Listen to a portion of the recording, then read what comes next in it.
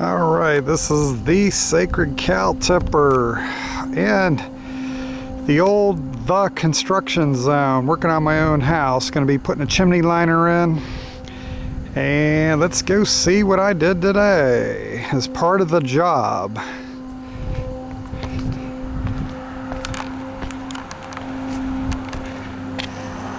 Okay, as you can see, this top brick somebody had thrown some roof cement and the mortar joints, and it looks burnt. It looks super rusty. The old caps were made of steel and they rusted all over.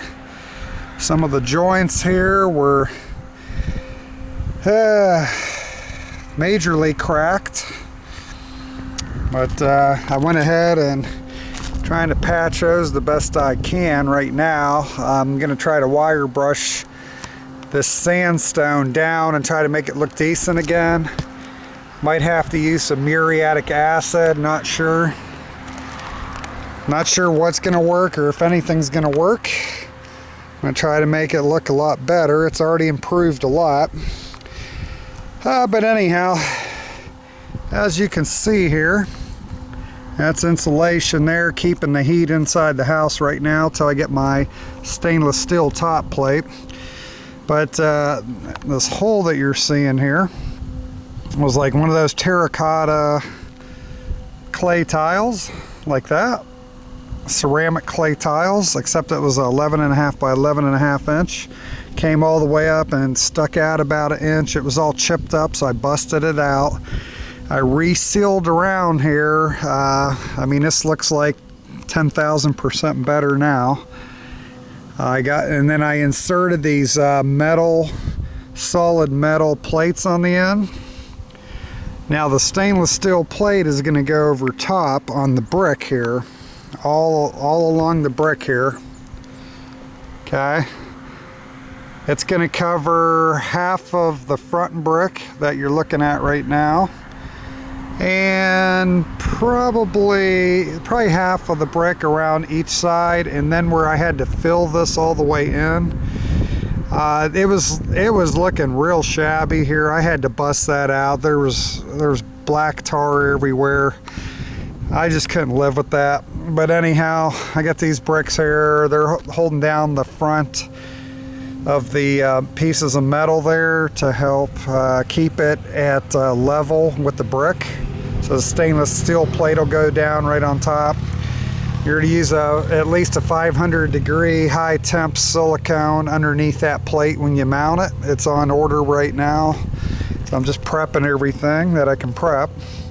Back here, all the mortar was shot, and there was roofing cement all over the top here. I don't know how well this is gonna stick. I did clean it about a week ago and then let it dry, and then I vacuumed.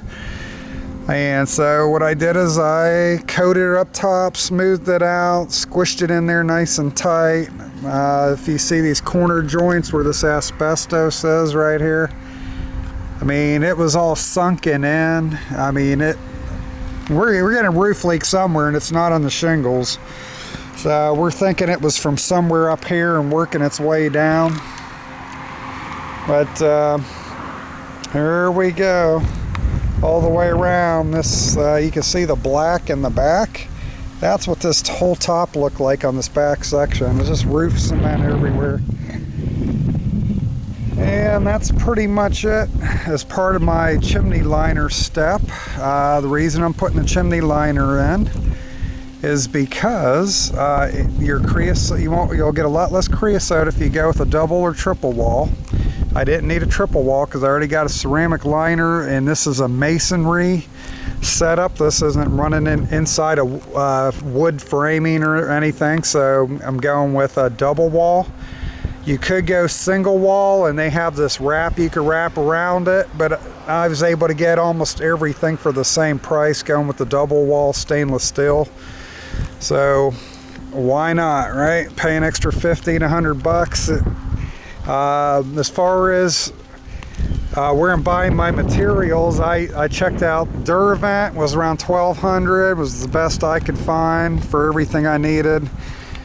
Super Vent made by Selkirk.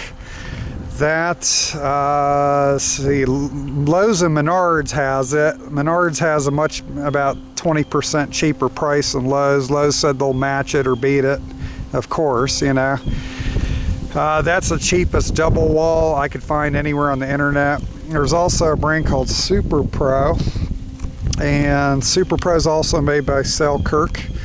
And anyhow, it is what it is. That cost a lot more. So the Super Pro is a number 304 stainless steel inside liner, number 304 stainless steel outside liner.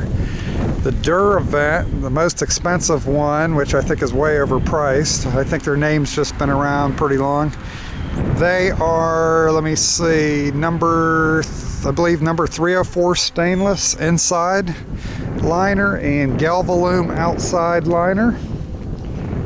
And Supervent is number 304 inside liner and number 430 stainless steel outside liner. It's more of a polished look. So I had to do a lot of research on this too.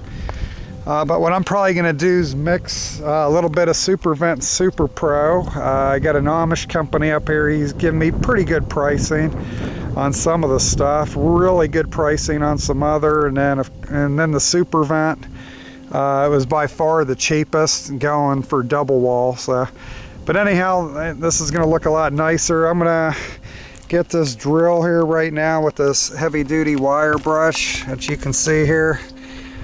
And I'm going to see if I could take some of this rust stains off, see if that's going to work. I'm going to do a test run on it. If it does, and if it does it quick, I think I'm just going to go ahead and clean it up and then grind some of the mortar out and re-tuck point the top there. As far as the bottom brick below it, the bottom brick's in pretty good shape. I could always tuck point that later too, make it look brand new. We took care of the counter flashing, step flashing a couple years ago, sealed that all up because we weren't sure where the leak was coming from. It looked a lot nicer when the tar was on there. It was super fresh. It's still pretty decent. We pretty much covered up what looked a lot worse, so made it look a lot better. And let's see here. Who do we have down here? Look at us. Look at it. This is Spurgeon. Look at us. What's up, buddy? What's up, big guy? You smacking deers on the noses again? You are. Yeah. You should have made friends with that guy instead of smacking him in the head last year. He's a lot bigger than you now. He was about 80 pounds last year. Yeah, what's up? You want to come up here? Yeah?